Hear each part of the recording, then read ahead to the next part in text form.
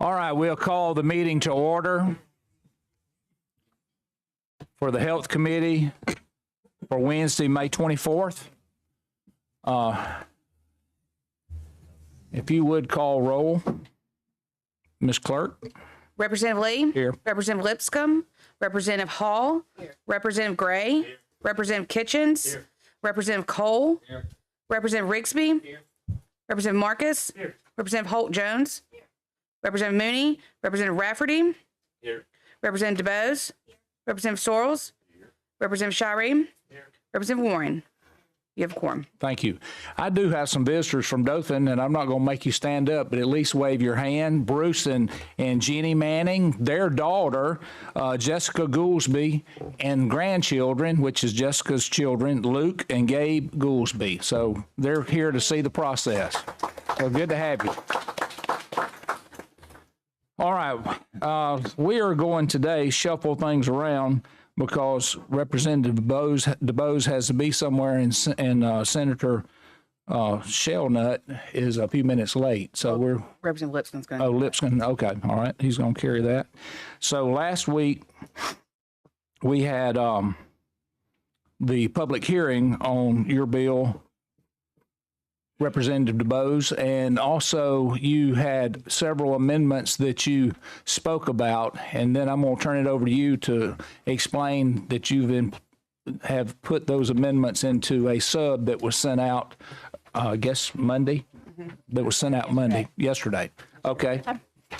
Thank you, Mr. Chairman and committee members. I'm here today to present the substitute for HB 405, which incorporates the 4 amendments that we discussed and I explained last week in the committee. You've all received a copy of the substitute bill.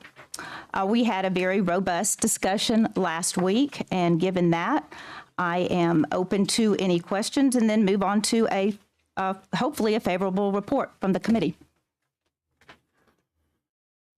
All right, does anyone have any questions on this bill from the committee? I'll have questions on the bill, just not the sub. Okay, so I am entertaining any motions for the sub. Move to adopt the sub. All right, motion by Representative Shireen. I need a second. Second by Representative Kitchens. All those in favor by adopting the sub by saying aye. Aye. Those against, nay. All right, sub passes. Now we're on the regular bill. Representative Rafferty. Well, thank you for the recognition, Mr. Chair. So, Representative DeBose, I still have some concerns even with the sub. I do appreciate some of the work that you put into with the sub. I still have some questions concerning it, particularly when we're talking about the disorder of difference in sexual development. Mm-hmm. You know, we're not really defining this, and apparently, you know, according to the North American Intersex Society and the UN and a couple of other organizations that kind of take into account these disorders, there's approximately 1.5% of the population, 1.7% of the population, which is also about the same amount of people with red hair, for instance. And you don't really define it down to where we have accordingly, there's 150 different intersex conditions. So which ones are we going to determine, and how would we make that determination? Is this something that we're going to be subjecting all children to get tested for when they're born, like chromosome analysis, hormone levels, hormone stimulation tests, electrolyte tests, specific molecular testing, endoscopic exams, or an ultrasound or MRI to actually verify the sex of the child or person? Okay. Yes, I spoke to the Alabama Department of Public Health regarding this. In fact, they suggested the amendment, which has been engrossed in this substitute bill. That determination is made at birth. It says if we have the male, the female, and the unknown entry. So if a sex on a child's certificate of birth would be marked unknown when sex cannot be medically determined for developmental or other reasons at the time the facts of birth. And then again in page 55, there's a line that says an individual born with medically verifiable diagnosis of disorder or difference in sex development, which that's really what we're talking about here with the intersex. it doesn't say the word intersex, but that's really the definition of intersex, shall be provided legal protections and accommodations afforded under the Federal Americans with Disabilities Act. And in talking with the Alabama Department of Health, I asked them how many individuals have had unknown checked on their birth certificate. I was just curious. Yep. And they said there have been 5 such individuals since 2014. Representative, but excuse me a second. Where were you reading that from? For Okay, so Sen- the first thing I read was line 77 on page 3. And then the second thing I read was line 55 on page 2. Okay, carry on, Representative Rafferty. Yes. Okay. So my problem is a lot of these are diagnosed after birth. So a lot of them they're not really we don't find out until the problem starts presenting themselves as the child starts to develop or something along those lines. What would happen in the process of that situation? I still think this bill does account for those people, and they would be determined you would have to do that on a case-by-case basis. At whatever time in life this diagnosis is determined, and at whatever time of life they choose the sex that they're going to be, that they would still have that option, and they would be covered, or I would say protected under this bill, and covered under the Americans with Disabilities Act. And it is very rare, but I think every individual, even if it's just one, they deserve this protection, and they deserve the opportunity to be treated as male or female based on whichever way they determine because of that genetic disorder. Understood. Okay, but getting back up to some definitions up here, particularly when we're talking about female, defining female as somebody who's designed to produce ova, or male, somebody who's designed to fertilize ova. There's conditions like cystic fibrosis, right? So if a person's born with cystic fibrosis, they might be born without vas deferens. Vas deferens is a very necessary part of how sperm would travel from the testes through the urethra in order to fertilize an ova. So what we're saying is, you're essentially saying, according to this definition here, a person with cystic fibrosis, not intersex or not unknown, but with outside of genitalia of apparent maleness, according to your definition here, would still not have a reproductive system that is designed to fertilize ova. Well, are we? Well, I was very careful with that definition and did include the word. The body is designed to do that. It doesn't mean it actually does do it. But if the vas deferens are not in the body, then it's not. That. But a male body is designed to produce, to fertilize the egg. The female body is designed to produce an egg. Now, that doesn't mean that every body works perfectly. And there is a time in life when women no longer produce an egg. That doesn't mean they're not a woman. It just means they were originally designed to produce an egg. And at one time when they no longer produce an egg, that doesn't mean they're not a woman. They were still originally designed for that purpose. But if we want to talk about cystic fibrosis, which is a naturally occurring genetic disorder, that they don't develop the vas deferens, it can't be designed to do it. A vasectomy is literally severing those in order for so that person can no longer fertilize an ova. In this case, we're talking about somebody who's born this way, so who was born with a system that was not designed to fertilize ova in this case.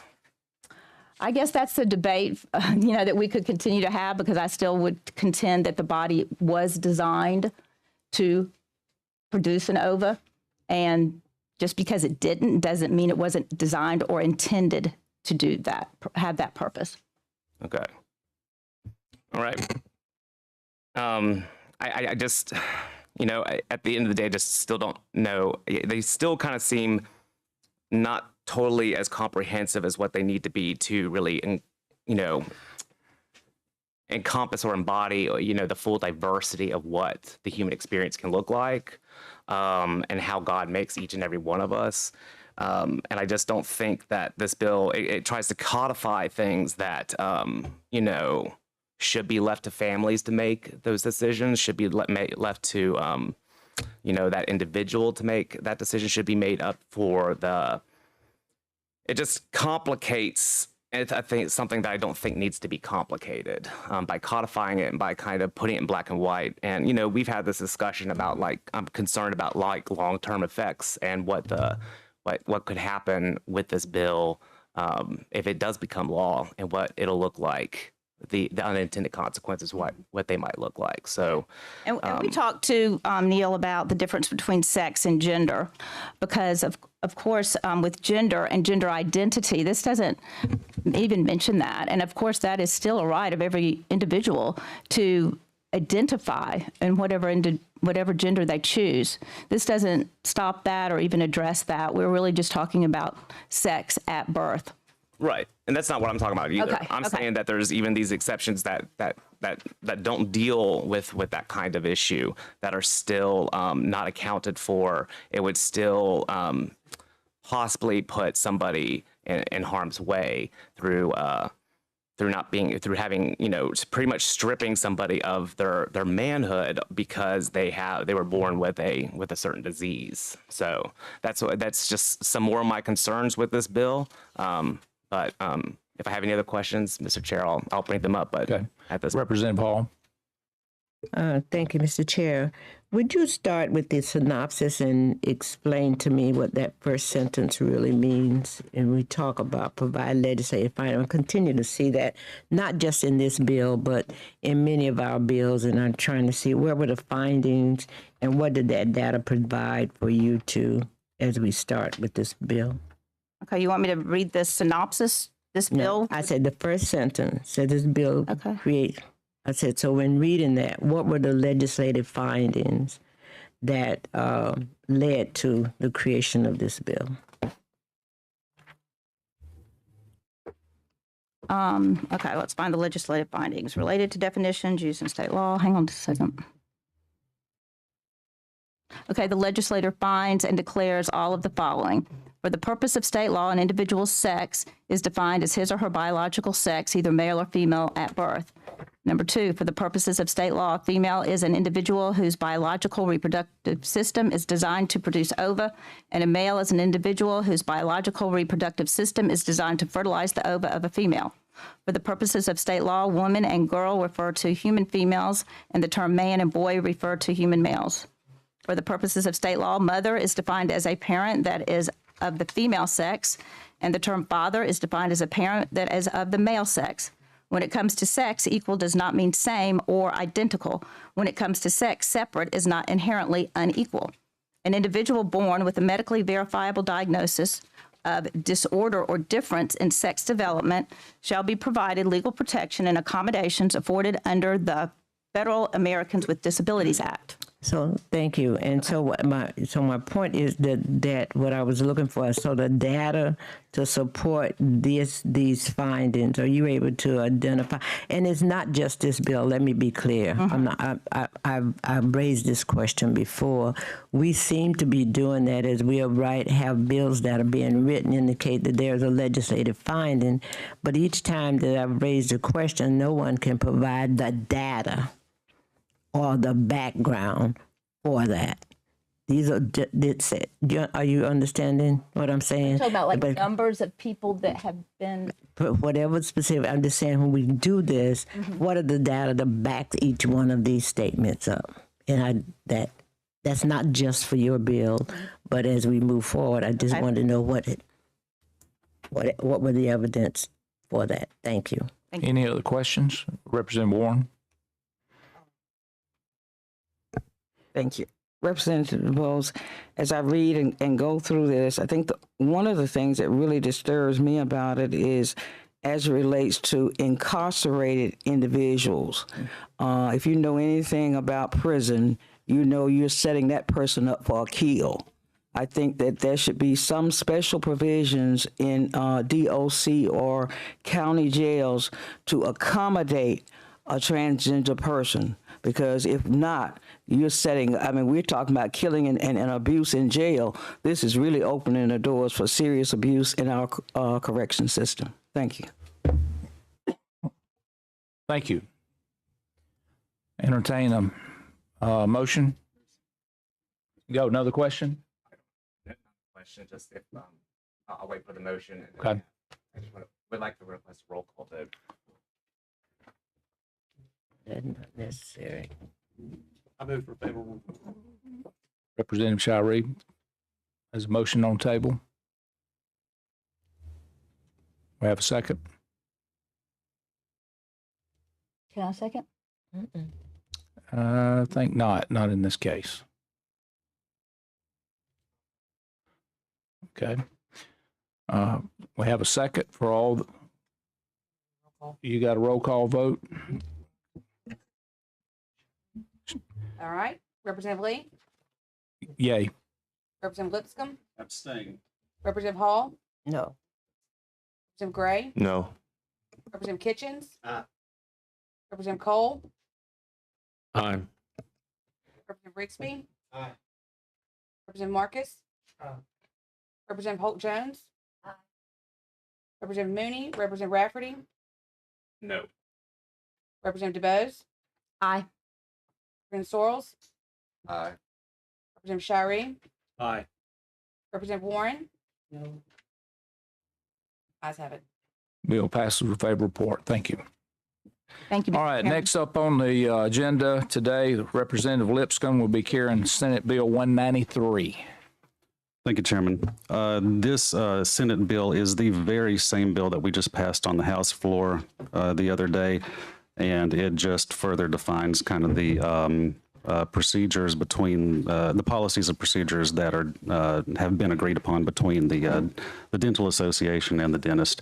And with that, I would close my comments and ask for a favorable report. Okay, favorable report. We have an Oh, amendment. I'm sorry, we do have an amendment on there. I'm sorry.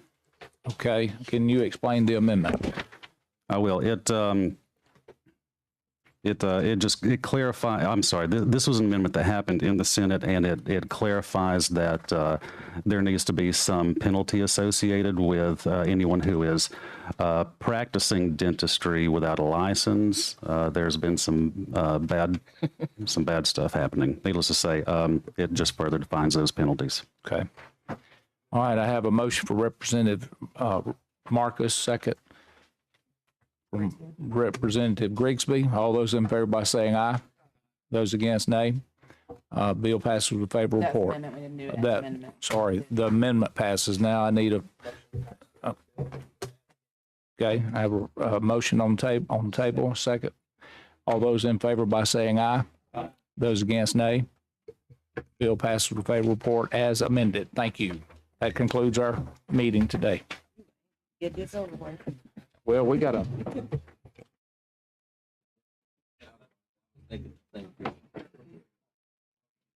I mean,